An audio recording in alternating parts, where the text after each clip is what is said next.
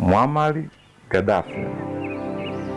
Ni Operation Jerusalem iliyomwingiza ikulu ya Al-Senussi na ni Operation Benghazi Unified Protector iliyomfurusha ikulu kifedhea. Muammar Gaddafi, kiongozi aliyejenga nchi kutoka jangwa mpaka kuwa bustani iliyofaa kwa kilimo. Stori hii imeandaliwa na kuandikwa na Comedy Mbwana Aliamtu. Muammar Gaddafi. Muammar Gaddafi ni kiongozi aliyeacha historia kubwa sana barani Afrika.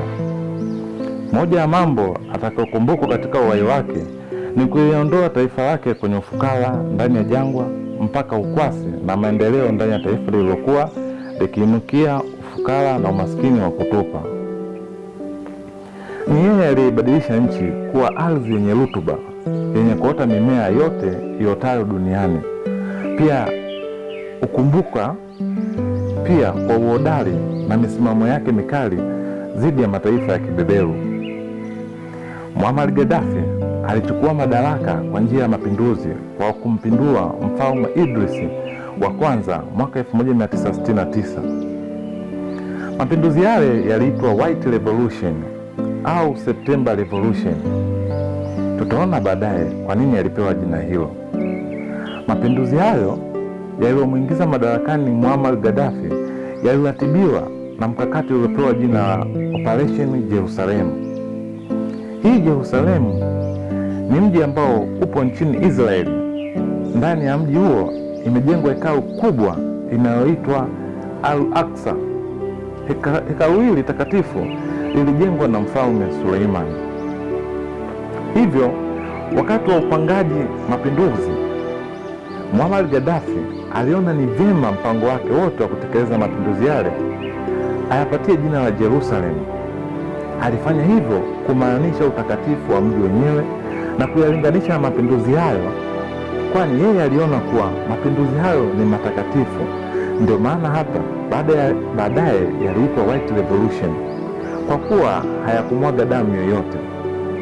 Lakini pia operesheni hii ilipewa jina la Jerusalem kwa kuwa mpango wa kuinjinia mapinduzi hayo yalitokana na chuki ya askari wa Libya kufuatia mfalme Idris wa kwanza wa nchi hiyo kuungana na Israeli kwenye vita ya siku 6, 16 Day War, ambapo Israeli ilishinda vita hivyo. Hii tutaliona baadaye. Taifa la Libya ni moja ya mataifa ya kale huko ukanda wa kaskazini mwa Afrika. Wakazi wake wa asili walikuwa ni kabila la Waberber ambao kiasili ni wafugaji wanaoishi ukanda wote wa kusini mwa Libya. Kutokana na kustawi kwa biashara ya ukanda wa kaskazini mwa Afrika, Sahara, long distance trade, eneo hilo la Libya likashuhudia wahamiaji wageni wa kabila la Wafoenike upande wa magharibi na Wagiriki upande wa mashariki. Hatimaye Libya ikamezwa na dola la Roma miaka 370 mpaka 420 AD. Na Ukristo ukaenea sehemu yote kaskazini mwa Libya. Baada ya dola hiyo ya Roma kuanguka, Wavandali waliteka sehemu kubwa ya nchi hiyo, hasa eneo la kaskazini na mashariki mwa Libya. Katika karne ya 7, Waarabu walivamia ukanda wote wa Libya wakitokea Misri. Waliingiza Uislamu na utamaduni wao. Mwaka 1551, Waturuki walifukuza wazungu kutoka Tripoli, wakatawala eneo hilo hadi karne ya 20. Mapema mwanzoni mwa karne ya 20, nchi ilivamiwa na kutawaliwa na Waitalia tangu mwaka 1911 hadi mwaka 1941. Kipindi hiki Italia alikumbana na kizuizi kikali kutoka vikosi vya Senussi vilivyoongozwa na Omar al-Mukhtar, ambaye hata hivyo alishindwa vita hivyo.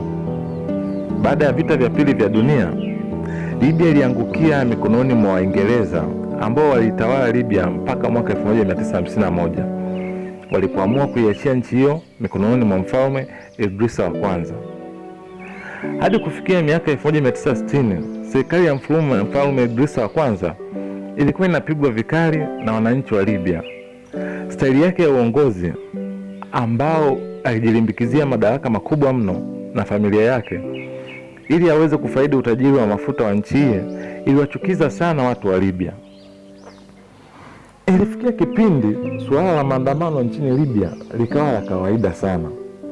Kila kukicha kulikuwa na mahali watu wanaandamana kupinga ufalme wa Idris wa kwanza.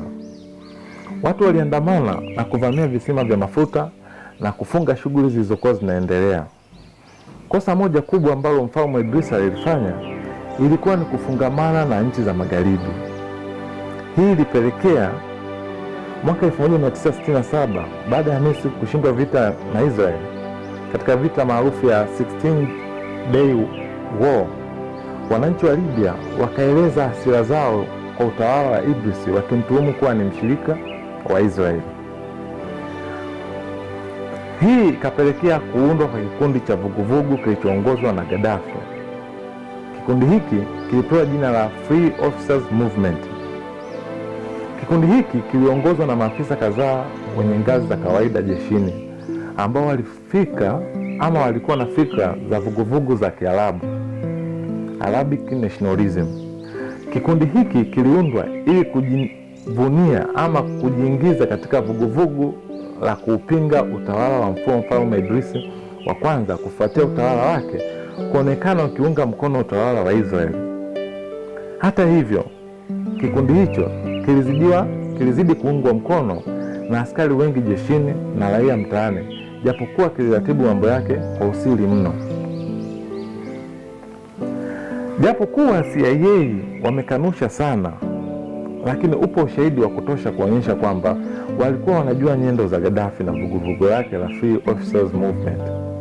Moja ya ushahidi uliokuwa ukitolewa na Uingereza mwaka 1970 kupitia shirika la ujasusi la nchi hiyo MI6 ilitaja CIA kujua karibu mikakati yote ya kundi hilo la Free Officer Movement, lakini wenyewe CIA wanakanusha na kusema kwamba wao walikuwa wanamfuatilia nyendo zake ni Abdul Aziz Shell, kiongozi wa kikundi kingine cha vuguvugu kilicho Black Boots, na sio Muammar Gaddafi.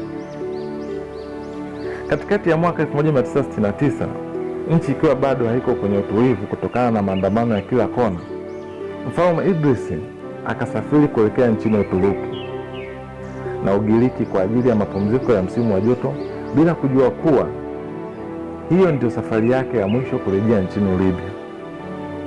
Gaddafi na washirika wake wa Free Officer Movement, ambao sasa ilikuwa ni na wafuasi wengi jeshini na hata uraiani, waliona hii ni fursa adhimu kutimiza matarajio yao na wananchi wa Libya. Ndipo hapo Gaddafi akaongoza wafuasi wake kutekeleza operesheni ya kijeshi ambayo aliita Operation Jerusalem.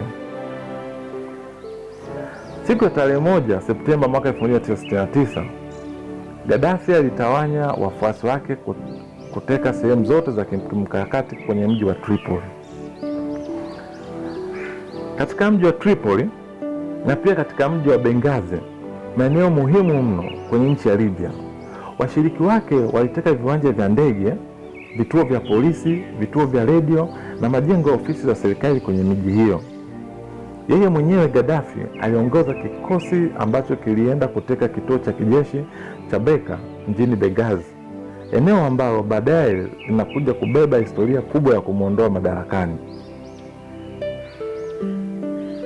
Rafiki yake Omar Meisha aliongoza kikosi ambacho kilienda kuteka kituo cha kijeshi cha Tripoli, na swaiba wake mkubwa wa tangu utotoni walipokuwa shule ya sekondari, Abdul Salam Jalud, aliongoza kikosi kilichoenda kuteka mtambo wa kijeshi wa kudungua ndege iliyopo Tripoli.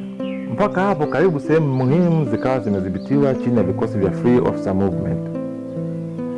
Pia Gaddafi alitumia kikosi kilichoongozwa na rafiki yake aliyeitwa Khalid Hamed, kilichoenda kumkamata mwana mfalme Said Hassan al-Rida al-Mahid al-Sanusai. Huyu ndiye alikuwa anatarajiwa kumrithi baba yake mfalme Idris wa kwanza. Baada ya kukamatwa, akalazimishwa kuikana hadharani haki yake hiyo ya kurithi ufalme kutoka kwa baba yake. Mwanamfalme huyo alikana hiyo hadharani na kisha kuamriwa kuondoka nchini, ambapo alitorokea Ufaransa na kisha Uingereza.